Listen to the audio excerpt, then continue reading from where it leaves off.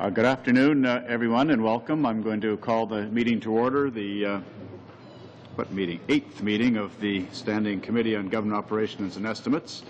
Today we have witnesses, guests with us today with the Acquisition Branch of the Department of Public Works and Government Services, the ADM, Mr. Pablo Sobrino. Welcome, Mr. Sobrino. And the from OSME, the Office of Small and Medium Enterprises Acquisitions Branch, Shireen Benzvi-Miller, Director General. So welcome to you as well, Madame Benzvi-Miller. And I understand you have a 10 or 15-minute presentation, and then the committee members would look forward to asking you some questions. Thank you, Mr. Chair. Thank you, Mr. Chair. Good afternoon. I'm pleased to appear before you today to discuss one of the programs within my organization, the Office of Small and Medium Enterprises. I am Pablo Sobrino, the Associate Assistant Deputy Minister responsible for the Acquisitions Branch in the Department of Public Works and Government Services Canada, and with me is Ms. Shireen Benzvi-Miller, the Director General, who oversees both the Office of Small and Medium Enterprises and the client engagement sector of the Acquisitions Branch. Pour commencer, je tiens à souligner. To begin, at the outset, I would like to underscore our understanding that small and medium enterprises, also referred to as SMEs, are a very important aspect of the Canadian economy and an engine of job creation. Accordingly, in 2005, PWGSC's Office of Small and Medium Enterprises was created to advocate on behalf of the small and medium-sized enterprises in federal procurement. With access to government contract opportunities by reducing procurement barriers, simplifying the contracting process, providing training and education, collaborating to improve procurement policies, and working to ensure the concerns of SMEs are brought forward and heard. In 2006, the Office of Small and Medium Enterprises regional presence was increased through the Federal Accountability Act Action Plan, which saw the establishment of 6 offices across the country. Thanks in part to this increase, OSME has assisted many individuals and suppliers through outreach seminars, trade shows, meetings, and a national toll-free information service. 9. Officials of Public Works and Government Services appeared before this committee to discuss the subject. The committee subsequently identified 5 goals with recommendations regarding procurement policies and practices involving small and medium enterprises. We thought we'd take the opportunity to go over those. The key themes based on these goals are raising awareness of the federal marketplace, improving access to federal contracts, breaking down procurement barriers, ensuring fairness, supporting innovation. We are committed to promoting fair, open, and transparent access for SMEs to government procurement opportunities, and since our last appearance, we've been focusing on how best to meet the goals set out by this committee. I would like to outline our progress to date in view of the identified key themes and briefly touch on some future directions we're considering. Parlons d'abord du premier thème. First of all, our first theme with respect to raising awareness in the federal marketplace. We encourage and assist SMEs across Canada to participate in the federal procurement process through our regional offices. The regional offices provide face-to-face assistance to businesses, including free one-on-one counseling and procurement information seminars on doing business with the Government of Canada. We touch on topics such as understanding the procurement process, registering your business, promoting yourself, searching for bid opportunities, bidding on opportunities.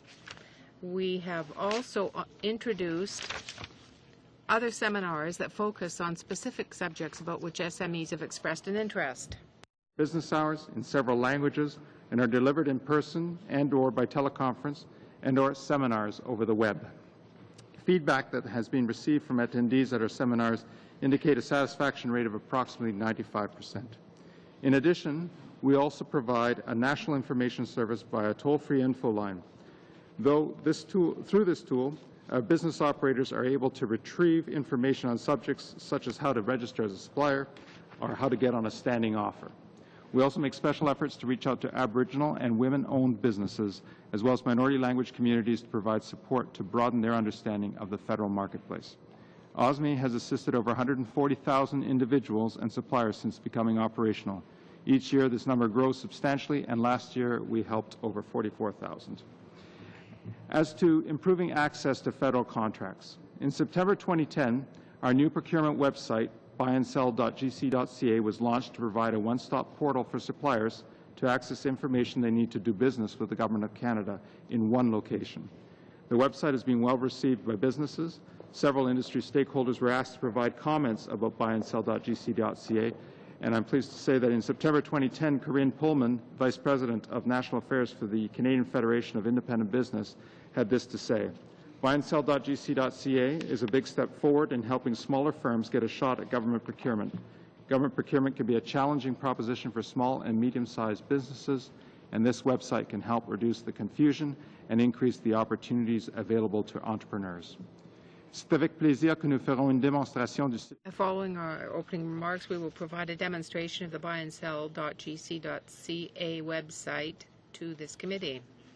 And we'll further elaborate on how the site provides the necessary information for Canadian businesses to do business with the Government of Canada. Breaking down procurement barriers. We believe that breaking down barriers begins with consultation and speaking with suppliers and potential suppliers to learn more about what aspects of the procurement process cause them problems. Part of the important work done by the Office of Small and Medium Enterprises includes ongoing consultation with both suppliers and clients. This provides an important flow of information both to and from these important stakeholders. For example, earlier this year we coordinated several roundtable discussions to provide suppliers with a forum to discuss procurement barriers and potential solutions directly with Minister Ambrose. As procurement barriers are identified through these and other efforts, we then take steps to address them. Précisons également que l'élaboration des When we are developing national procurement strategies for goods and services, our consultations include representatives of the SME community. This allows concerns to be raised throughout the process. To this end, we have consulted over the last year and a half more than 4,000 suppliers on 14 potential strategies. For example, these have included food and beverage, office equipment, and janitorial services. In another case, OSME has worked with departments to improve the availability of procurement documents in both official languages. Theme, ensuring fairness. PWGC undertakes many activities, and to highlight a few, OSME sensitizes PWGC procurement staff in formal training activities by outlining the barriers faced by small and medium enterprises and ways to reduce and remove them. buyandsell.gc.ca provides greater access to business intelligence and greater transparency to government processes. This site provides information to both sellers and government buyers. It reduces the time needed for SMEs to search a variety of sites while at the same time providing deeper information sources that will assist in the preparation of bids. Enfin, pour la Finally, now our fifth theme, that is respecting, supporting innovation. We have made some significant progress to promote economic growth. In Budget 2010, the Government of Canada committed to the creation of the Canadian Innovation Commercialization Program on a pilot basis. Launched in September 2010, this two-year pilot is a competitive procurement program that assists Canadian businesses to commercialize their pre-commercial innovations through tests and evaluations in federal government departments. The program will be discussed in more detail on October 6th. Proven to be a successful program with high client satisfaction ratings. We reach out through conferences, trade shows, and industry associations. We are consulting widely on a significant streamlined approach to procurement of professional services. We're standardizing and simplifying terminology in procurement documents, and we also continue to offer services via the web, the phone, or in person. Now, Mr. Chair, if you agree, I would ask Ms. Benzie-Miller to lead a short demonstration of the buyandsell.gc.ca website, following which we would be happy to answer any questions you may have. Oh, I think that would be very useful. Thank you, Mr. Chair. Ladies and gentlemen, vous voyez sur les écrans buyandsell.gc. You see on the screens and the French counterpart on other screens. Small and medium enterprises. We have listened to the barriers and challenges that Canadian businesses have been facing when trying to do business with the Government of Canada. Les entreprises canadiennes ont fait état. Canadian enterprises have faced two major challenges when they want to do business with the Government of Canada.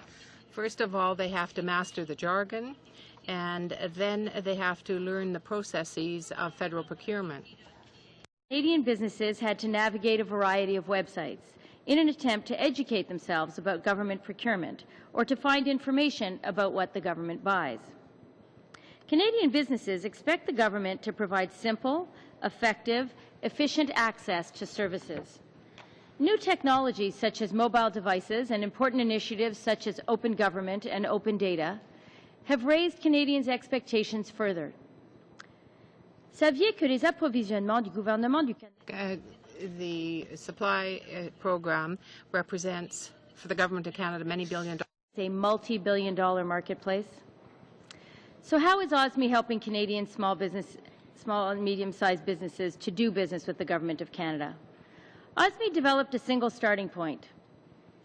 buyandsell.gc.ca is the government procurement website. Achat-et-vente.gc.ca. buyandsell.gc.ca is the major point. It makes the experience of Canadian businesses trying to find out more about doing business with the government simple, fast, and efficient. PWGSC developed buyandsell.gc.ca, achat-et-vente.gc.ca, by consulting with hundreds of Canadian businesses and government representatives across Canada. As we continue to listen to Canadian businesses, the site will evolve as a user-friendly, intuitive, and useful suite of services, leveraging the power of the Internet to help Canadian businesses do business with us. Have we been successful? Since its launch in September 2010, buyandsell.gc.ca has served 230,000 visitors and who have viewed over 840,000 pages. Linda Oliver, the Vice President of Information Technology Association of Canada, was amongst the major industry players supporting Buy and Sell. And I quote, she said, "The facilitation of fair and easy procurements is a major priority for ITAC. We see great value in a website that could contribute to this end by providing both government and industry procurement professionals with the resources they need to buy and supply as efficiently as possible." Let me give you an example. Let me introduce you to George. George is a cabinet maker who owns a small construction business. George is looking to expand his construction business by exploring opportunities with the Government of Canada. George aimerait savoir par où commencer. George would like to know where he should start to direct his products to the Government of Canada. Federal government opportunities to sell his services and wood products. After contacting the offices of small and medium enterprise, he was directed to buyandsell.gc.ca. À partir de la page d'accueil d'achat-et-vente.gc.ca. From buyandsell.gc.ca, he went to the Enterprises section. Government. Georges lit les différentes étapes. Première. George reads the different steps. The first step, the process. Second step, register your enterprise. Third step, make yourself known. Fourth step, look for market possibilities. And fifth, bid. Step 1, understanding the process.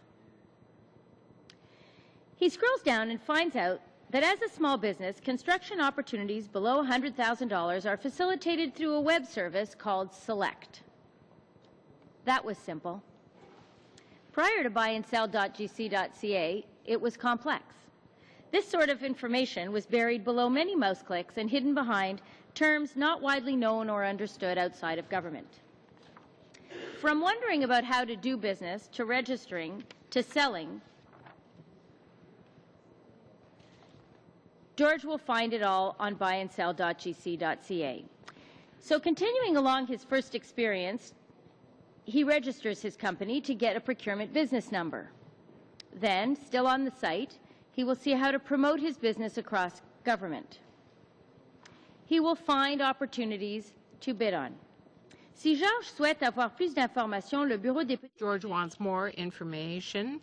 He can obtain for free from us seminars that will be offered to Canadians wanting to do business with the Government of Canada. Of the Office of Small and Medium Enterprises will help new businesses to understand the procurement process with seminars on registering, finding contracts, conducting market research, and more. With a greater knowledge of how to navigate the procurement process, George can begin bidding on opportunities to expand his business. Buyandsell.gc.ca is the result of collaboration with Canadian businesses and government procurement professionals. Achat-et-vente.gc.ca guide les Buyandsell.gc.ca guides new people as well as veterans through the ropes of doing business with the government. And provides users with web-based services they need to do business with us. Buyandsell.gc.ca revolutionizes the way SMEs do business with the Government of Canada. With Buyandsell.gc.ca, businesses can now focus more on doing business and less on finding out or figuring out how to do business. Thank you for your time. Thank you very much, Ms. Benzie Miller. That was very useful. My only observation is George must have better eyesight than I do, or he wouldn't be doing much business. But I'm sure it'll be easy on a screen. Well, Mr. Chairman, it's easy to find on your computer. Buyandsell.gc.ca. I understand. Well, that is interesting. I was part of the study earlier where in 2009, where we went through some of the problems that we flagged. It seems you have implemented by this streamlined single window opportunity. So that's an interesting connection to, and perhaps gratifying that the work of the committee does in fact sometimes translate into meaningful change within bureaucracy. Let's not get carried away. Don't want this to catch on. Okay, the committee members are interested in asking some questions. First we have for the official opposition, Alexandra Boulouris. Alexandra. Merci, Monsieur le Président. Merci, Madame. Thank you very much, Chairman. Thank you, Ms. Benzie Miller and Mr. Sobrino, for your interesting presentations and for being here with us today, for all the efforts that you have made to improve the situation of small and medium-sized businesses. We have looked at your program and this new program of the CICP, which is new. However, we have learned of the 20 projects per year that are accepted in 4 priority sectors: health, security, protection, and IT, enabling IT. In the call for tenders and in the bids that were made, we have noted that there was a company that was called Paradigm Shift Technologies Incorporated. The mission in the case of your innovation program for this company was to perfect ecological mechanisms to extend the life of the F-35 armaments, but in an ecological environment.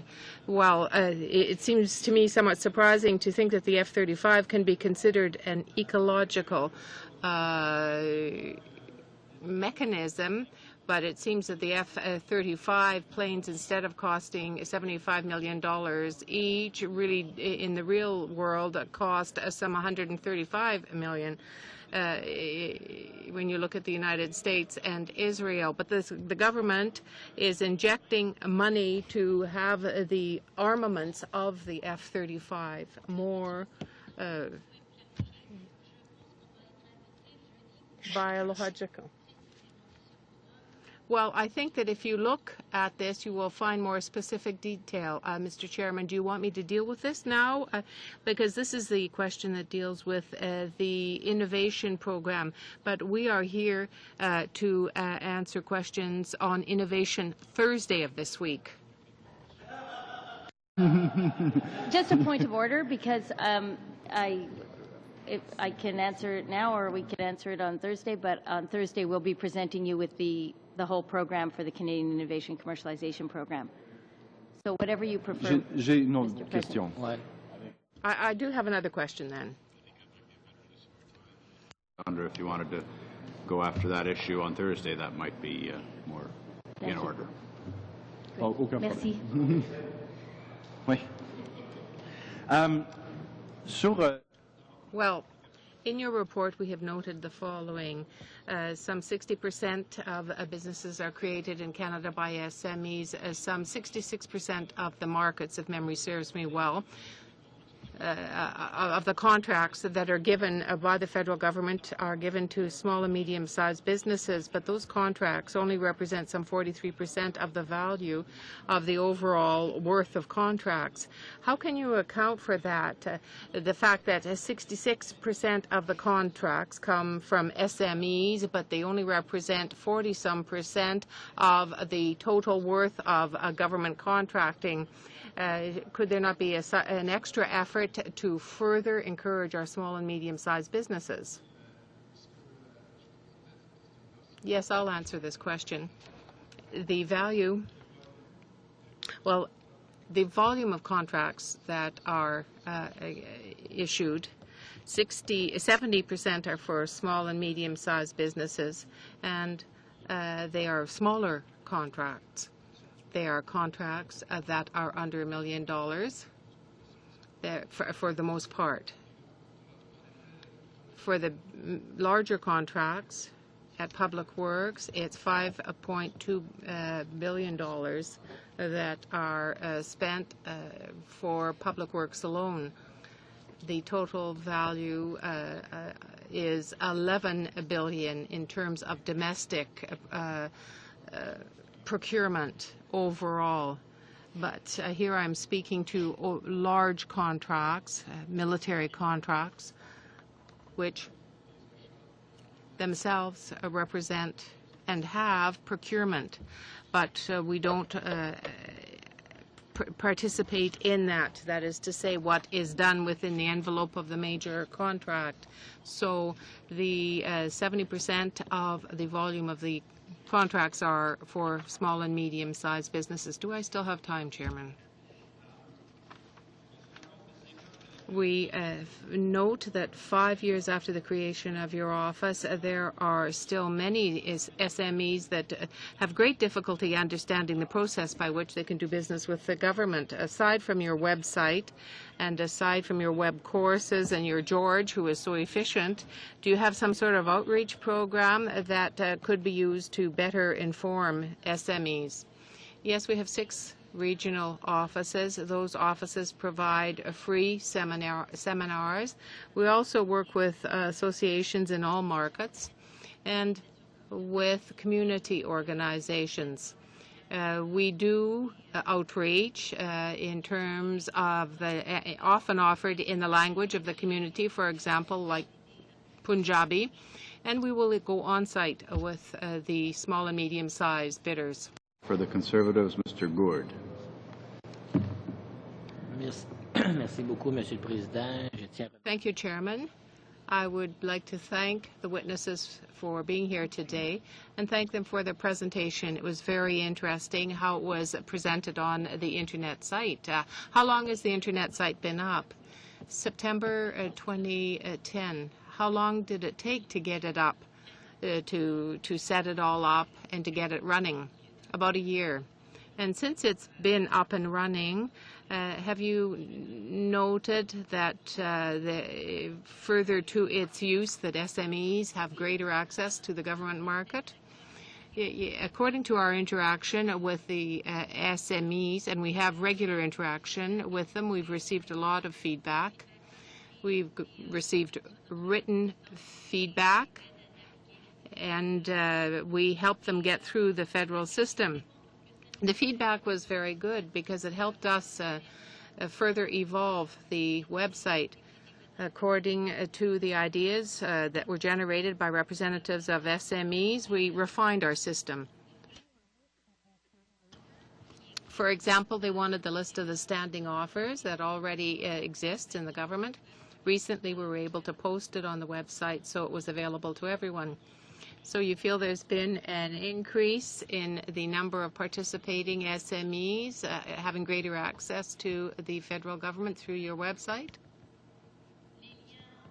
The links between the figures for success and the website, well, it's difficult to relate them, but according to the satisfaction rate that we receive from the clients, we have a greater than 95% satisfaction rate.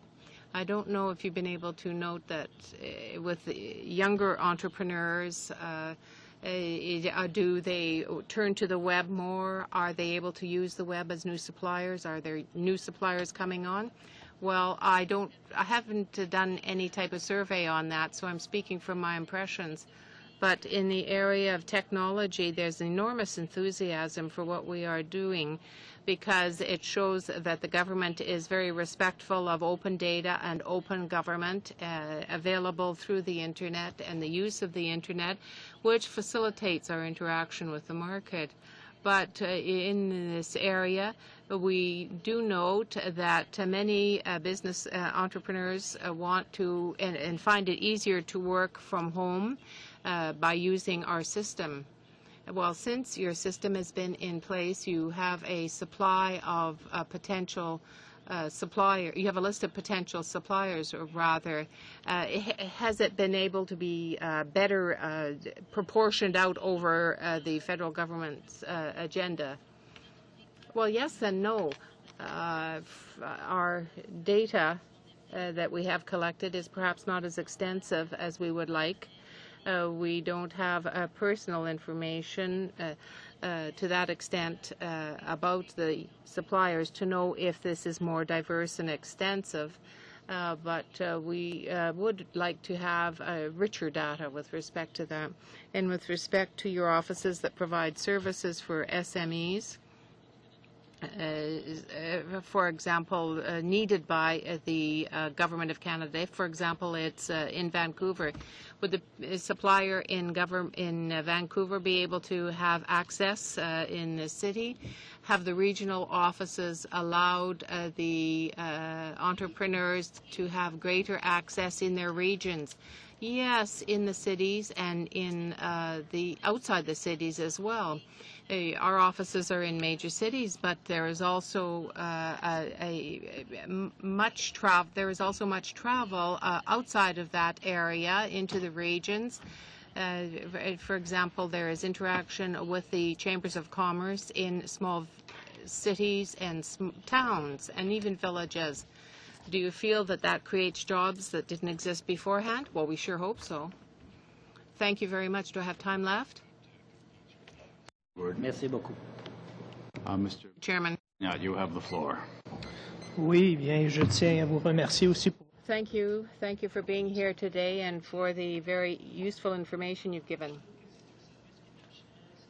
I think this is an absolutely essential service, particularly for ridings like mine. But as you know, in June, the government announced cutbacks in the public service, as well as elsewhere, with respect to a 700-person cut at PWGSC. That should have concerned you because your service, it seems to me, should be considered essential. Do you have any plans if you're hit by this particular cut?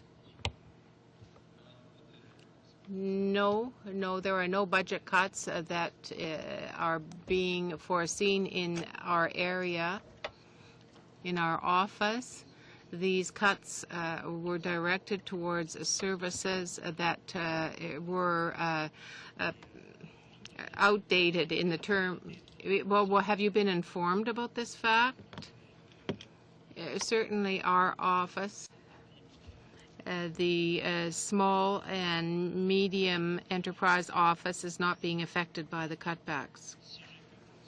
If I can continue with the second question, I do have time, Chairman. I have another concern. It deals with the definition that you have established for small and medium enterprises. I'm not sure that the small ones are put in a very advantageous position by this definition. For example, there is a definition that exists which represents 250 representatives. Quebec, though, establishes the level at 500, with $500,000 dollars worth of business. Now, do you have information about those companies that have been helped out by your service?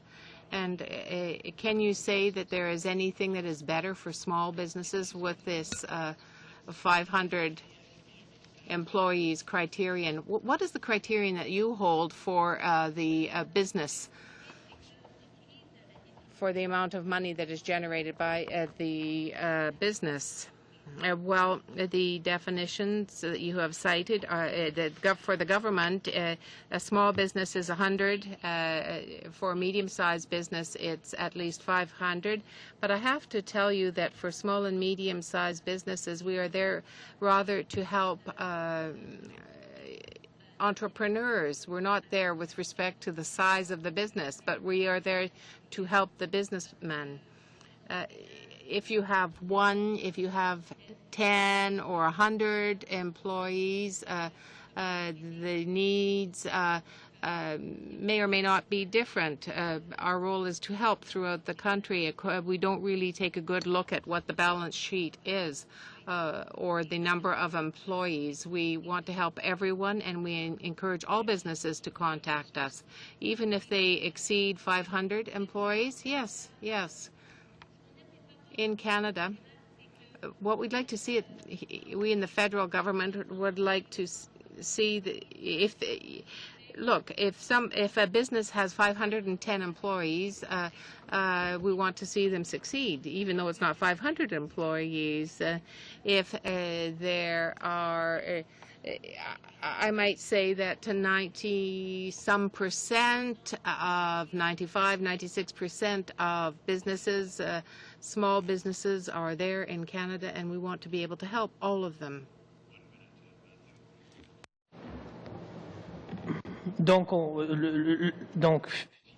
So ultimately, the 500 person or the 500 employee criterion, or it really doesn't bear looking at.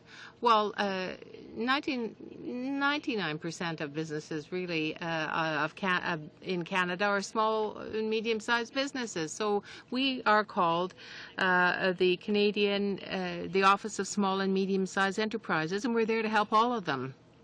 I'd simply add this. The way in which we manage our program is through the communities. We go to the communities and we present seminars outside of business hours. We have them look at the program, and really everything we do is structured in a way where we help the small businessman. Yes, but before she was saying the opposite.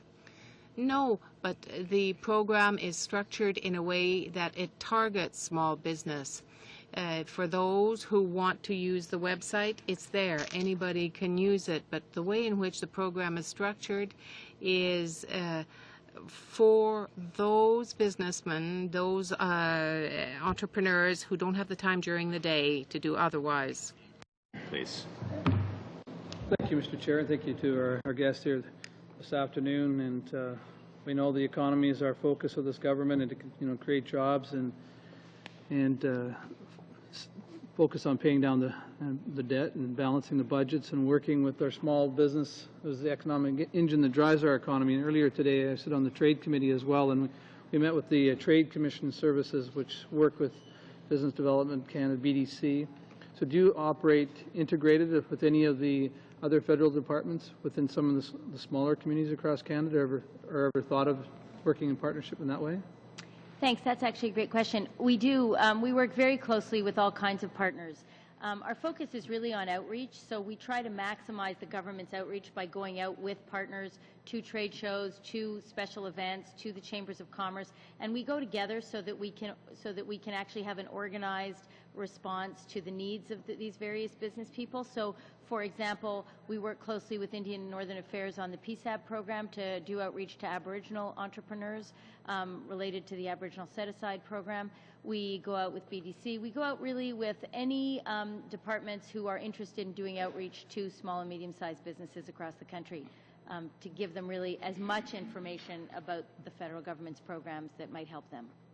And my colleague was talking, Matthew, about the size, and a small business can become a big one quite quickly. I've represented a beautiful riding in Kelowna Lake Country in the Okanagan. There was 3 animation artists worked in their basement and all of a sudden sold their company to Disney for $325 million, and we have over 400 employees now. So it's just that seed that was planted, and we're going to grow from there. And met with some of the animation industry on the Hill here today, and we're working with those a very robust industry and trying to help feed into that. But some of the small business sectors that I've spoken to in our community, it's a bit daunting. Sometimes they feel cumbersome, trying to find their way into MERCs. And I know Canadian Federation of Independent Business have commented in the past, and we get our comment sheets from CFIB members. What have you done to help try to make the process a little easier for them? That's a great question. You want me to take it? Really, we work every day to respond to the barriers that are raised. In fact, actually, we work with the CFIB and other associations who have members who might give them feedback and who do their own surveys, and we use that information to try and help break down the barriers in government. And I would say our work is really in 2 packages. One is we do it through outreach, obviously, through creating buy and sell, through the 800 line, through the seminars that we do, through attending trade shows, and all of the face-to-face or grassroots interaction that we have with those vendors. But we also try to actually bring back the feedback that they give us, and this is the second half of our work, which is why I'm also the Director General of the Client Engagement Sector. We try to bring that feedback back into government so that government can be responsive to that in the way in which we do procurement, so that we could be asking ourselves the right questions to make it easier and not as complex to do business with the government. As a former small business owner, I appreciate that, making it easier. One other aspect, too, in small business is cash flow. Cash is king. You've got to keep paying the bills. And one thing we heard last week from the Office of the Procurement Ombudsman, who was testified before our committee last week as a witness, is the delays in getting the payments to the small business. So have you heard that as well? And if you have, is there some way that you're trying to expedite the process so those checks are in the mail and from the government here to help you, kind of comment? Yeah, we try to make it so when the check's in the mail, it's actually in the mail. We're working with the Office of the Controller General at Treasury Board, who sets the policy framework for financial management, and to drive home the point that we have to make our payments quickly. In fact, what's in the last 2 years, there's something called the Management Accountability Framework that's being instituted in federal government. It's how managers are measured. And within that Management Accountability Framework, they've added an element about payments, that people, you have to reduce the number of late payments.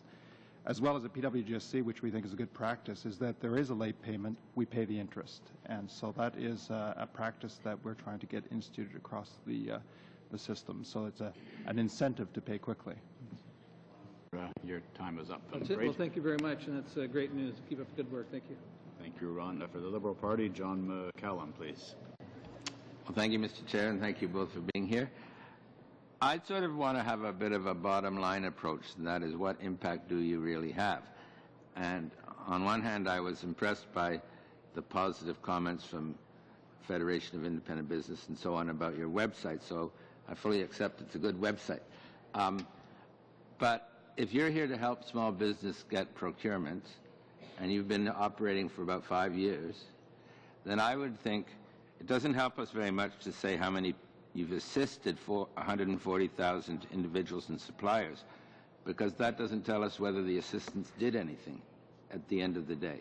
So I would be interested in knowing if all of the procurements by the Government of Canada, the percentage of those procurements obtained by small business, has that been going up or down since you started business? Because I would think that might be a natural target. If you want to help small business, one would expect, and you're successful, one would expect over time small businesses would get a rising share of the contracts.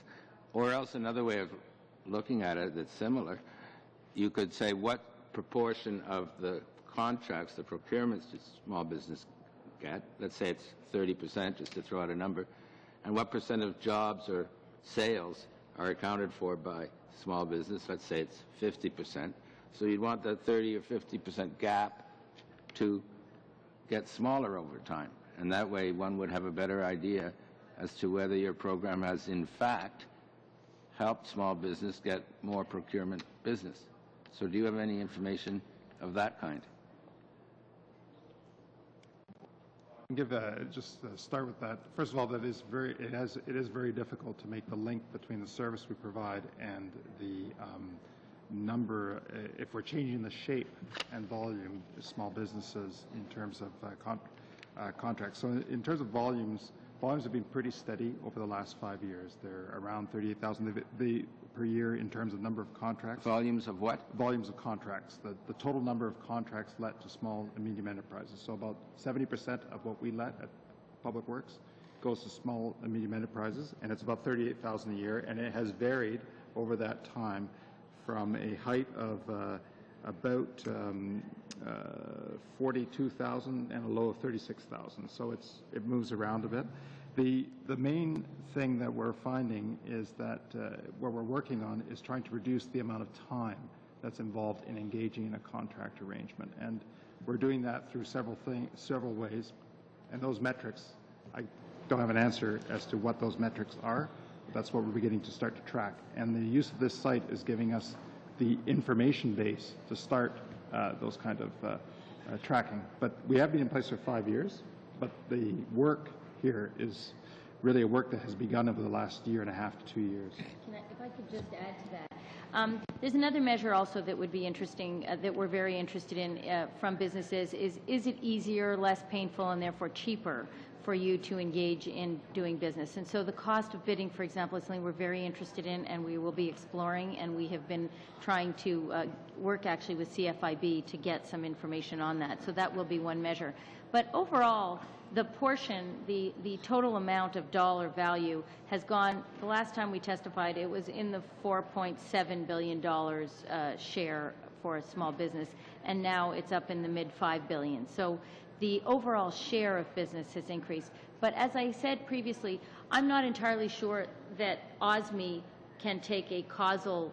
Okay, but I think it would be interesting to have those data on the time it takes and the cost, and how that has changed over time. And that's what we're going to and whether you have therefore had an impact. Now, in terms of you say the number of contracts has fluctuated from 36 to 42,000. Has it shown any trend up or down? There's no solid trend. There hasn't been a decrease, but there is no trend upwards or downwards.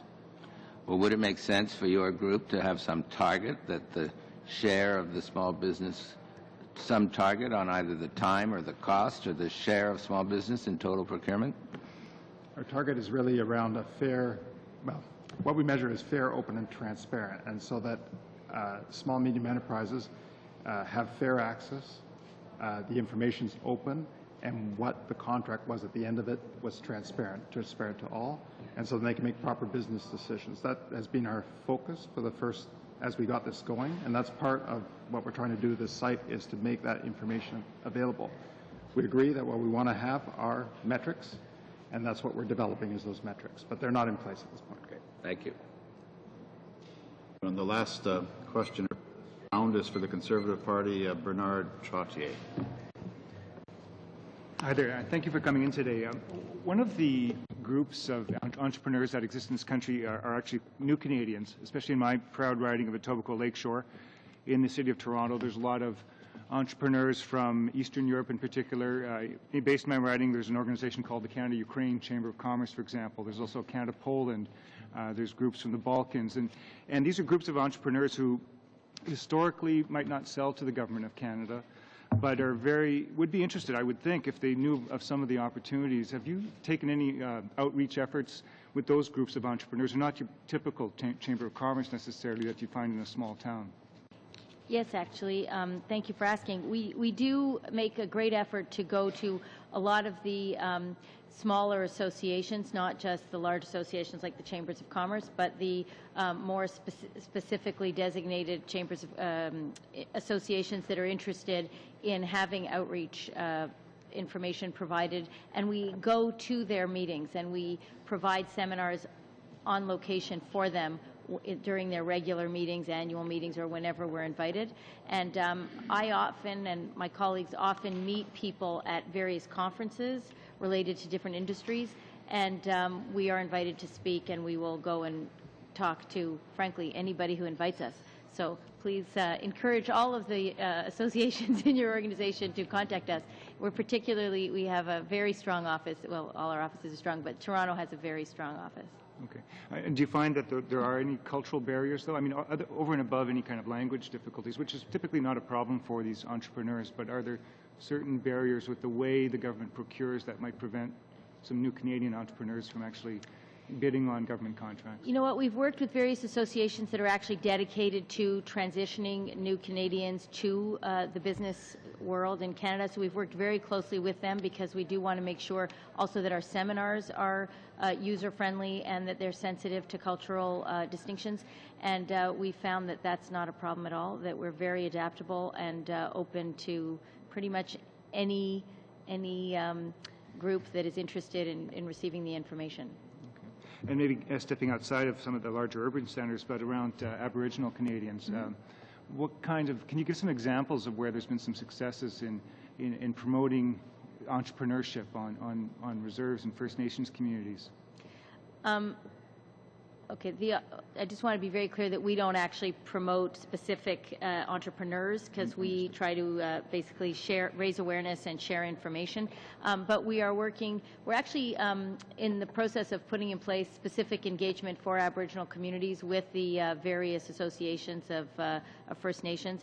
And that's being led out of our Vancouver office in the Western region, and it's been very well received by those communities, and we are really being careful to ensure that we take one step at a time to ensure that everybody is consulted and that the consultations are fully leveraged before we go into communities. So essentially, we've had very good feedback, and we've been very well received. And I think that program, also trying to spread awareness about the PSAB program that's set aside for Aboriginal entrepreneurs, has been very successful. Okay. And maybe just one more question that I've got is around the overriding public policy objectives of encouraging government contracting with small and medium enterprise. So above and beyond just the openness and transparency, is there something extra that the Government of Canada receives from dealing with small and medium enterprise in terms of the culture of working, the responsiveness of working with a small or medium enterprise? I know you mentioned that you don't penalize a company for being successful, from growing from, say, 490 employees to 510, for example, and they no longer are classified as a medium enterprise. But is the feedback you get, whether it's through the Ombudsman or through the government departments, that there's a certain responsiveness, an extra level of service that you get, or that the government gets from dealing with small and medium enterprise? I would say that Canadian businesses provide really good service and really good response to procurement. So there isn't really something that distinguishes small, medium from large. We've had very, very good relationships with all levels of businesses across the country, and I would say that it's really about respecting the legislative and policy frameworks of procurement to ensure that we're fair, open, transparent to all, and that we respect our trade agreement obligations, and that they respect the contracting obligations. So I would say I would be hard pressed to make a distinction. All suppliers are good for me. Thank you, Mr. Trottier. That concludes your time. That ends our first round, but building from a question Mr. Trottier asked, I was wondering if I could ask you to expand somewhat.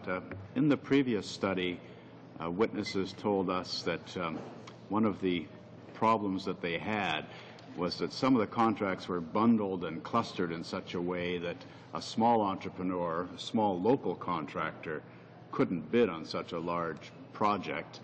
And they asked the government to consider breaking some of these big IT contracts down so that local entrepreneurs could get a shot at them and perhaps grow their company. I was wondering if you could report on any progress in that regard. And also the in the last study, we looked at the your American counterpart and some of the advocacy work that they do to help small and medium enterprises get government contracts. I was wondering if there's been any exchange from your office with your American counterpart, or if you've implemented any ideas that you may have gleaned from exchanges with the U.S. I could answer the first part of the question related to bundling first. You know, one of the things that that Acquisitions Branch has become very involved in this year is, as my colleague Mr. Sobrino mentioned, is the procurement strategies for goods and services. And those strategies are essentially about aligning the way in which Government of Canada plans its procurements of various goods and services to align with the marketplace. For example, if you go on Merck's now, there is an RFI posted concerning the future purchasing of small office equipment. And the feedback that we've had from the community, for instance, the printer and toner community, is that it's remarkable to have a government document that is so well aligned with the market direction, which is towards, for instance, managed service. Because what we found is the more we consult with suppliers and the more we consult with the marketplace, the more we can align our strategies with that direction, and then the better served both suppliers and the Government of Canada will be in terms of value and ability to actually get suppliers to respond to our opportunities. So that's one of the things we've done, is we've tried to align the way in which we buy with the way in which they want to sell. So that's part of the response to bundling, and it did come out partly of the discussions that were had related to the GENS inquiry that you did, and I was one of those witnesses back then. And what I would say about that was, one of the things that particular initiative taught us was that the more you consult, the better everybody understands the purpose of what we're trying to do, and the better we can align our purposes with the marketplace. And we've had actually a good outcome on that as well. With respect to your second question, which was our exchanges with our American counterparts, it's interesting because I had the good fortune 2 weeks ago to be in San Francisco with the minister at the APEC Women and the Economy Conference, and we had a bilateral with Karen Mills, who is the administrator of the equivalent of the Offices of Small and Medium Enterprises, which is the U.S. Small Business Administration. But our minister pointed out to her that I would like to have her budget, which is $842 million, to which Administrator Mills responded, "That's nice, I'd like to have the State Department's budget." So that having been said, that it is a bit like comparing apples and oranges, we do actually work with them, and we work with our counterparts there, because there are opportunities, for example, to learn from the way in which they've developed their websites and the way they share information, because the Americans have really taken open government quite seriously, and they have moved forward with that. So that's helped us a lot to frame the way in which we do our work. And it's also just helpful to have colleagues who have similar goals, which is to reach out to small businesses wherever they live, and to give them a helping hand. So even though they have 1,000 field workers and OSME has less than 20, we do our best to learn the lessons that they can teach us and to work with them. And we're partnering on some lessons learned around greening of government operations and how to include small businesses in green initiatives. Mr. Chair, if I could add to the question on the bundling, the effort to do this commodity management, as we call it, is to break down in 14 different areas there where the government does the majority of its procurement, and to understand what the industry needs to know about what we buy. And this is about the day-to-day things. This is about the photocopiers, office furniture, it's about the food, it's about other services, professional services. And so understanding what the industry is looking at, our businesses are looking at, for information so that they can participate in that procurement. And for our client departments, the 140 federal departments and agencies that we support, understand as well what it means when you go out and procure this locally. And if we have this instrument that we're putting in place over the next year and a year and a half, is to allow you to, as a buyer, to just say, okay, I need to buy this piece of equipment, and it just goes out and you buy that piece of equipment. You don't have to go through a big procurement process. You don't end up bundling things, which is one of the big concerns that does cut out small and medium enterprises. And so that is the framework that we've put in place to deal with that issue. So, and it has to be something that's sustainable. It can't be a quick fix. It has to be a more permanent fix, which is what's taking us time to put in place. Okay, well, thank you very much. Starting the second round of questioning, Denis Blanchette. Bonjour à vous deux et bienvenue. Welcome, both of you, to the committee. Last week, we were dealing again with procurement, but one of the important points of the witnesses who appeared last week was the need for information that small businesses feel exists with respect to procurement with the federal government. My question is this. The Ombudsman's report that you're familiar with, how do you perceive it, and how do you align your information strategies with it to be able to diminish the problem, to reduce the problem that exists in the minds of small and medium-sized businesses, and particularly small businesses with respect to procurement? Yes, what you're pointing out is very important. The information that is collected by the Ombudsman's Department and many others is very important because we have a better idea of the challenges that we have to deal with in terms of our clients. It helps us see how the information services should evolve. One of the follow-ups that we envisage doing is to organize meetings to ensure that we have a very immediate and recent presence. We want to have meetings dealing with the information that our clients feel is lacking and how we can improve our services for small and medium-sized businesses. Okay. He also mentioned that in the bidding process, in the tendering process, at a certain point, there were quite a number of contracts that did not meet the Treasury Board guidelines. What is your reaction with respect to that? With respect to what people tell you and the Treasury Board process? What do you feel is the interaction between, say, what you hear from your clients and Treasury Board guidelines? Well, let me say this. Treasury Board has its policy and it is responsible for the regulatory process for those guidelines. What we hear from small and medium-sized businesses often is that for them the complexity of those regulations makes it difficult for them to see how they can be involved in the supplies in the procurement system. The seminars that we give are intended to deal with that, to show them the place that they can occupy, where they fit in the procurement process.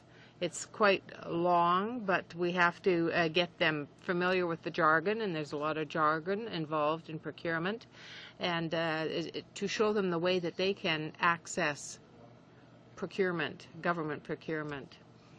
There is a gap between their understanding of what the regulations are, what the regulations are asking for, and the action to be taken. So there is this gap that's going to have to be bridged to allow them to better interact with the federal government. There are often a variety of mechanisms for procurement. And sometimes it's a matter of the approach that works for the department that is doing the procurement and for the service supplying, for the company supplying the good or service. I have another question on another matter. You have talked about open data and open government. That doesn't just mean on your website. Could you give us more information about how you intend to implant those two notions in your office? Well, For us, the way we see it is this. We want to know what information the public is entitled to and how can we facilitate access to that information so that anybody who wanted to could get through all the various difficult steps or processes. For example, I don't know. Well, I think it's easy to find on the website. We have created a section in our website that deals with pre-qualified sellers, that gives information about what they need to work with other providers, other sellers, who has access to the market, who has been pre-qualified, who has already gone through the various processes to do business with us. So open data, open government, to our mind, is something that we want to see on the website so that small and medium-sized businesses will have everything they need. Well, that's transparency you're talking about. It's transparency. For the Conservative Party, Mr. Peter Braid. Thank you. Thank you, Mr. Chair. Thank you to the witnesses for being here this afternoon. My first question actually pertains to MERCs. I presume that any small business that wishes to do business with the federal government, understand what potential contracts there may be, needs to register with MERCs. Is that correct? Is that the price of admission, or no? No. If we could just back up for one sec. To do business with the Government of Canada, you need a business number, and so you register with the government, and you do that on our website. But the opportunities that are posted on the government electronic tendering system, which is currently under contract with MERCs, are available for free to anybody who wants to download them. In order to actually download them, MERCs does ask you to register so that they know who they're sending it to. And sometimes people get confused that that's the price of admission, but it's free. We actually pay for all federal documentation to be shared with anybody who's interested in it for free. Okay. Do some businesses need to register for MERCs, and what's the difference then in terms of businesses that pay for registration, businesses that don't? Or well, MERCs is a business, and they offer other services that you can pay for, and they also have other opportunities, not just federal opportunities on that site, for instance, provincial opportunities and municipal opportunities, as well as I think some private sector opportunities. And for those, it's a different formula for payment, and frankly, I'm not familiar enough with them to do that kind of specificity. But anything federal is open to anyone. Okay. Do you have any opportunity to influence how MERCs is administered? If there are suggestions for improvement, are those passed along? Absolutely. Well, Office of Small and Medium Enterprise is the contract holder for that contract, and I have to say that MediaGriff, which is the company that owns MERCs, has been very, very cooperative with any changes or ideas that we've had to improve the federal opportunities available, and to put notices up and to make things flash and buzz to help people draw attention to it. They've been really, really open to that. So any ideas that we get that are worthy of consideration, we have actually done a ton of work to improve that service to ensure that it meets the needs of Canadian suppliers. Great. The federal government has another website, I think it's under Small Business and Tourism, called BizPal. Are you familiar with BizPal? Mm-hmm. And is there a pathway from BizPal to buyandsell.gc.ca? Do the two websites link together? Not right now. They don't link together per se right now. The focus of buyandsell.gc.ca has really been what does the Government of Canada buy and how does it buy it? And then if I want to sell, what can I sell and how can I sell it to the Government of Canada? And so in its one-year existence, basically, it just Buy and Sell just had its one-year birthday. Happy anniversary. Yes, thank you. It was actually a very big deal for us, and we had cake. But it's no small feat to pull something like this together in a year, especially the same year that you put together the Canadian Innovation Commercialization Program. So we're a small office, and we're very proud of it. And so what we're doing is we're actually working with all those partners, and with the provinces and others about future growth for the site to link to other things for suppliers so that it's more of a community. Okay, so those sorts of things will be considered Absolutely. moving forward. Yeah. Excellent. We've talked about the importance of outreach during our session this afternoon. The CFIB has also come up as well this afternoon. Does the CFIB do any outreach to their members on your behalf about your service, about your office? And is that something that It's not could be exactly considered? that's not exactly what they do. They don't do outreach on our behalf. We work with them so that they're aware of our programs, and we often consult with them about issues. And they provide us with, for instance, this report that you recently got, but also other survey results and things that they get from their members so that we can be aware of the barriers, because we're really interested in the barriers that SMEs face in doing business with us. So they share that kind of information with us, and we meet with their head of research and Corinne Pullman and different members of the of CFIB to make sure that we're up to date on what their concerns are. Okay, great. And my last question, and this may or may not be within your mandate, and it may also, I don't want it to scoop the meeting dedicated to the CICP, but generally, could you describe how your office helps to promote Canadian innovation, the use of Canadian technology, and Canadian entrepreneurship? Wow, that's like a preview of later this week. Yes, the Canadian Innovation Commercialization Consider Program it practice. is one of our. Well, it gives me a moment to pause. The Canadian Innovation Commercialization Program was really a natural for our office because one of the things we hear many things from suppliers. Some of the things you raised today, it would be nice if the government paid on time. Those kinds of things. But one of the things we heard loud and clear from entrepreneurs across the country was, why doesn't the government take an interest in innovation? Why aren't you buying things that are pre-commercialized? Why aren't you our first buyer? All of those questions that we were getting from small businesses really made it clear to us that one of the mandates OSME needed to have, because we are in the procurement arm of government, was to think about how can we help leverage the power of procurement to help innovators and inventors and creative people in Canada to actually see their creations become commercialized. And so the role of our office is really to reach out to suppliers and listen to them. I'm done? Is that what that means? Yeah, if you could wrap up that okay, thought, I can please. wrap up. Anyway, it's totally linked, and I'll make it way clearer on Thursday. How's that? Okay? Okay, thank you. Thank you very much. We're just well over time in this round. The next round is Matthew Ravignan, I believe, or is it Alexandre? Whichever you prefer. Je peux avoir une question. You can share this time period if you like.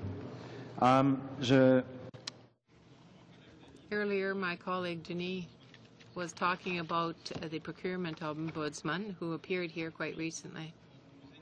And he indicated in his report that Treasury Board had put in place regulations with respect to procurement contracts, and that to his mind, 2/3 of the contracts let by the organizations did not meet the parameters that were set by Treasury Board, even if it was a matter of mandatory rules. He said, yes, there are mandatory rules set by Treasury Board, but in actual fact, the departments do what they want. It was on page 17 of his report. Yes, that refers to the competition for small and medium-sized contracts. There was a study that was done. I'm not apprised of the details. I can come back to the committee with more specific commentary, but I can say that for the most part, our contracts under $25,000, given the tools that we have in the department, we can hire under those terms. But what was of concern was that what gave rise to concern was it didn't appear to be competitive in this area. We want to have, of course, competition because that's the way you get the best value for your money and the best price for the good or service. So I can come back to you on another occasion with greater detail. Thank you. They talked about the complicated jargon that seems very complicated for small and medium-sized businesses.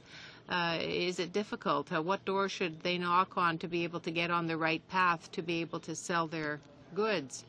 Now, in addition to the difficulties with this jargon and the complexities that exist, what other obstacles exist for small and medium-sized businesses when they want to do business with the government, get contracts?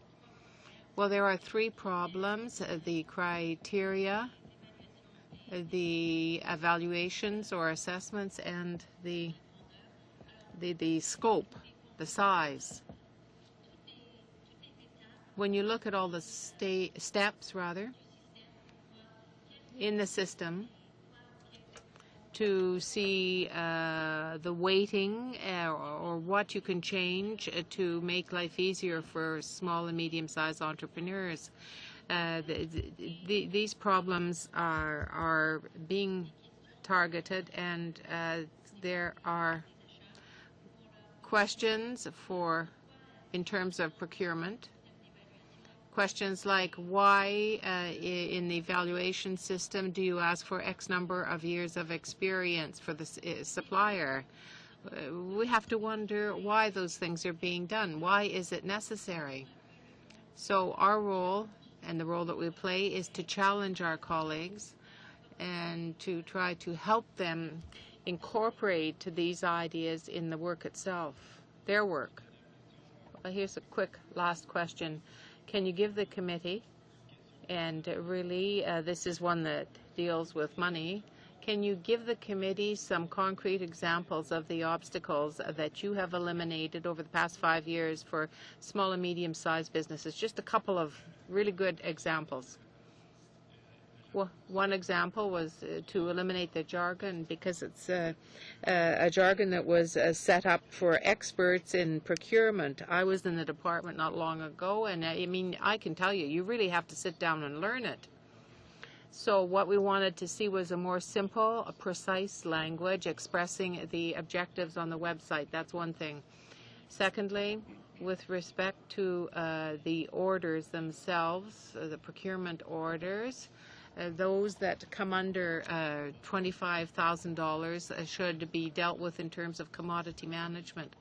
This strategy, this procurement strategy, simplifies the criteria so everybody knows exactly what the objectives are for the procurements, and how is the assessment made, how is the valuation made in the process, and it's really clear. So it is these two elements where we have sought to improve the system.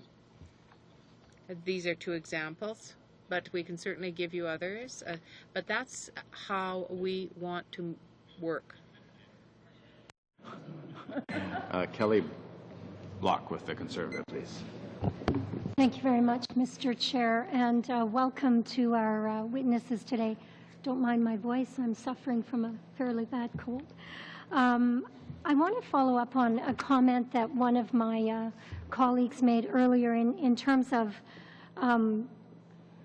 assistance translating into more contracts. I think that's the measurement that he was identifying.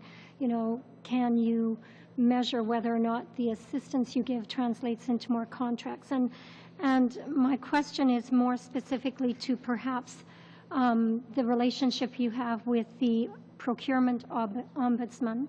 And I'm wondering, last week we heard from Frank Brunetta here at committee some insight on how he deals with inquiries and complaints, mainly from SMEs.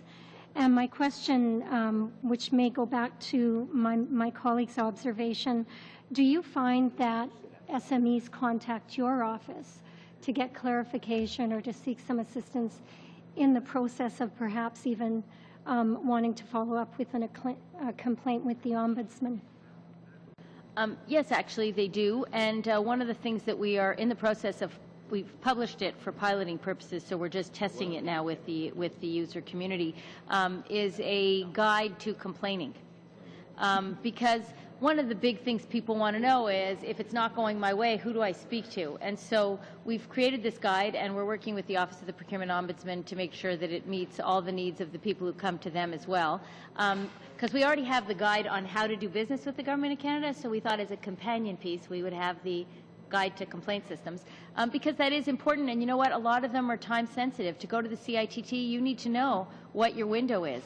So that's information, that's business intelligence information that suppliers really need. So we're very attuned to that, and I think it's a really important feature of our service. So are you doing this together with the procurement ombudsman? Do you have any kind of a relationship with his office at all? Well, no. We're at arm's length from the OPO. They're at arm's length from Acquisitions Branch. But what we do is we use them like we would any tester community or people we would consult with to say, do you think this is good? What feedback do you have? So, for example, they will be one of the groups that we give the guide to and say, do you have any feedback? But it's not done collaboratively or anything. They're an arm's length organization. Okay. My last question would be in follow-up to our chair's comments around bundling.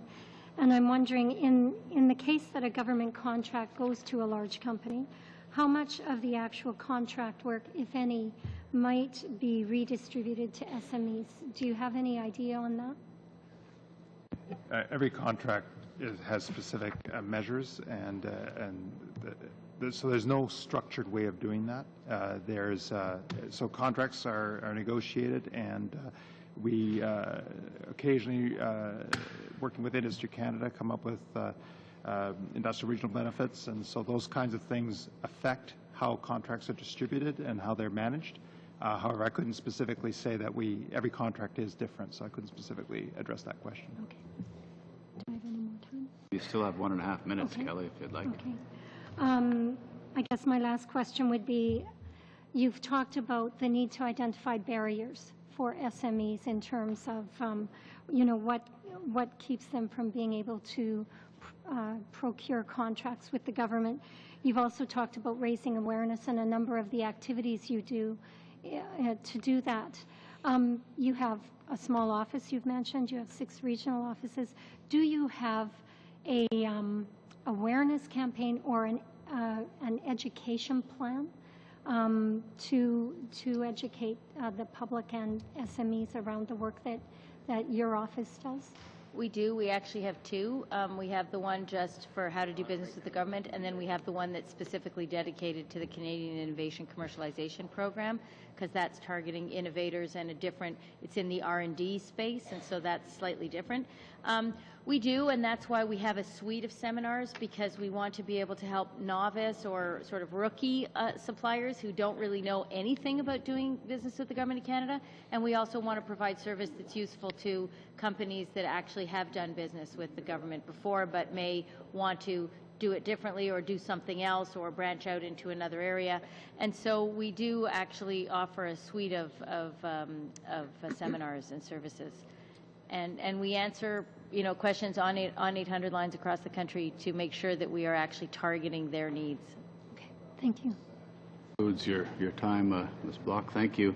While we're waiting for our Liberal colleague was called away briefly, but I have one question, if you don't mind, stemming from Kelly's questions. No, it's part of the Liberal time slot, so it's not yours, if that's a concern.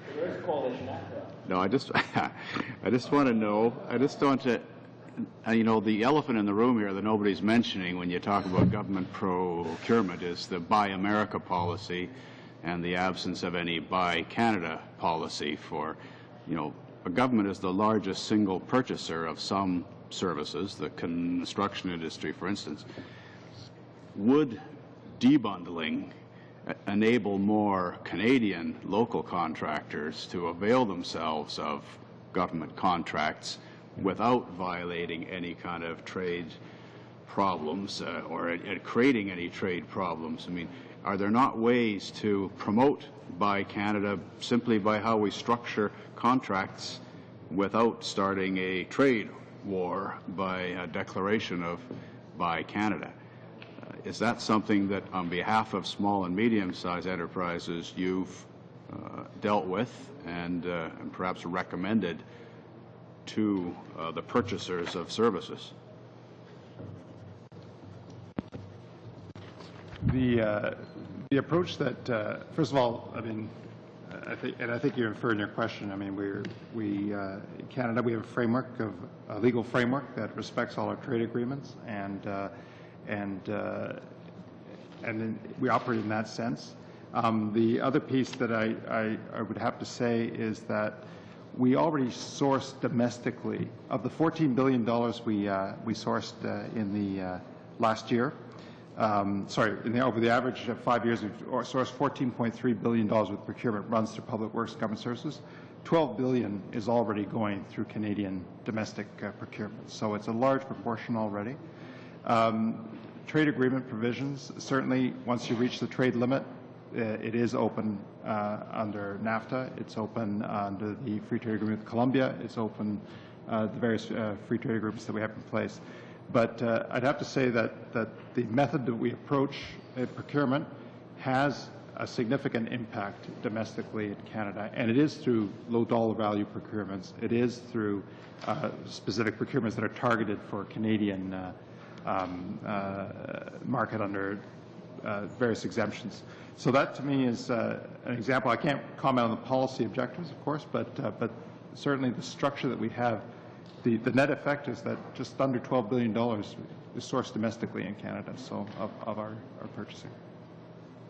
Is there anything in trade agreements present or planned that would allow access for or guarantee access for American firms bidding on Canadian contracts, Canadian government contracts? I can't comment specifically on that. It's not my area of expertise. Here's Mr. McCullum here. You have a couple of minutes left in your time slot there, John. I used up half of it. I asked some really smart questions for you on your behalf. I'm okay. That's fine. Thank you, John. Actually, Mike, did you want to take a round before we conclude? This will be the last in this round. I have just a couple general procurement questions, if you could answer for me, Mr. Serino. Do you have any idea as a department what it costs, the actual cost to the taxpayer to have projects that are tendered? Do you have like a value that, so we were talking last time, the reason I'm asking is that we had contracts up to $25,000 are not tendered. And that could be, you know, I think everyone assumed that was at the top level, everything was at 25 grand, which is obviously not the case. There's lots of smaller little things you would not tender for, because I'm assuming there's a value or cost to doing a tender. My days in municipal politics, I know that, you know, by the time you advertise, you promote what you're doing, you have to have qualify the bidders, blah, blah, blah. It takes time and effort, and it's good public policy, but at some point, it's not that cost effective. Do you have any idea what it costs to actually do a tendered program? I can't comment directly, but I can say that, I mean, we take into account two things when these policies have been developed, is the cost to the taxpayer of carrying out the transaction and the cost to the supplier as well, because if a supplier has to spend $10,000 to prepare a procurement document through a competitive, through a tendered process, it isn't worth the investment that the supplier has to make to engage there. In terms of the below $25,000, and it is true that you can go directly, what would be called sole source, but we encourage and promote the use of standing officers, which are competitively. Standing officers. So we go through a large procurement process to put in place standing offers. So we get best price and availability for a particular area, and this is what the commodity management strategy essentially is about developing the right framework for that. And once we've negotiated that, then a government department can access those low dollar value things off a standing officer list. So that would be one mechanism. The other mechanism is that even though we don't go to a full tendered process, client departments are expected to get the best price, and so you would get quotes from 3 different sources and pick the best price for those things. And those would be, even for a credit card purchase, is that what you're trying to attempt? So, and the reason is because we want to minimize the cost, both the transaction costs on the departmental side as well as the supplier side. Okay, thank you. My colleague, Mr. Armstrong, may have some questions in my time slot there. For you a have a slot later, okay, if yeah, that would be I'm agreeable. done. Concluded? Okay, thank you, Mike. There's two speakers that would like to ask questions, and we'd like to wrap up at about 10 after because we have a little bit of business to go in camera to discuss future business. So Matthew Ravignac, 5 minutes, and then Scott Armstrong. My questions, I guess, will be more brief. Well, first of all, thank you for your important work. I think it's a really essential work. Secondly, congratulations on the first-year anniversary of the website. I'm going to build on some of the questions of the chair and make it brief since he did cover that quite well. But as you may know, Canada is going forward with quite an aggressive trade, international trade a thrust, up to 50 new trade deals maybe. So my concern is about the Canadian competitive advantage in this situation. So you're like on the front lines in this regard when it comes to procurement. So if we can imagine all of these trade deals, the pressure on you in order to ensure that Canada's get at least, the Canadian companies get at least a good fair share of that pie is going to be much higher. Do you feel that you're tooled, like you have the tools right now to function in that kind of highly competitive environment that's coming soon? I can't actually comment on the trade policies and all of that. What I can say is that the Office of Small and Medium Enterprise does enjoy really good relationships with other departments like the Department of Foreign Affairs and our counterparts in the United States like the GSA and the USSBA. And so what we find is between the work that we do with our client departments and the work we do engaging suppliers, that we get a lot of the needs defined for business intelligence that businesses need. And what we're hoping is that as we educate and help to essentially allow small businesses the tools they need for understanding government procurement, that the lessons they learn with us, they will be able to apply in their businesses elsewhere. But we really focus on the Canadian federal government community. If I could ask a follow-up question. Now, I would assume that you're aware of the strategies in place of other countries to get access to certain contracts and procurements. Do you monitor those efforts actively? Do you inform the public as well as perhaps the minister of those strategies? And if so, how many resources do you allocate to that kind of monitoring? Yeah, I think to just be clear, first, I really can't comment on trade agreements. However, I can say that we do monitor procurement internationally. We work, in fact, we participate in a trilateral chief procurement officers meeting, which the UK, the US, and Canada meet annually. And discuss issues that we face. So we have that kind of work that we do. We certainly support our colleagues at Foreign Affairs and International Trade in terms of impacts that we see that may happen on the system. But again, I really can't comment on where we are in terms of positioning. Again, but we do monitor what's going on because we know it has an impact on the procurement system. Thank you. Good enough, Matthew. Scott, if you'd like a 5-minute round. Thank you. Thanks for your presentation. I found the whole time very riveting, actually. The information I have says 43% of total contracts awarded by Public Works were to SMEs. That sounds pretty good, but when you look over time, there's quite a fluctuation. In 2004, 2005, it was 49%. And 34% in the 2004, 2005. It was 49% in 2007, 2008. About a 15% fluctuation, and that would concern me because small businesses can't depend on the same amount every year or the same percentage. What causes this fluctuation? Okay, if I could just specify also, though, that's contract volume by value. But the fact is, if you look at the overall amount of money that is awarded to small and medium-sized enterprises, that has been increasing. So really, at the end of the day, My experience with small and medium enterprises is their concern is the size of the pie in terms of value. Numbers of contracts is of less interest to them as a performance measure, and that's just the feedback I've received. But we do monitor that because sometimes the percentage that small business gets is affected by things like Afghanistan. You know, if you are engaging in a lot of large military procurements, then obviously the percentage by volume or number of contracts that goes to small businesses may decrease. So it's not a number that worries me. It's a number I watch closely and try to understand what's happening to ensure that we are cognizant of the various things that procurement may or may not be doing to help SMEs. So yes, I think it's a good number to keep track of and keep an eye on and to keep us, you know, keep asking us questions about it. But really, it's the dollar value that they're going to care about in the end. Now, when large Canadian companies do get contracts, they very often have to subcontract.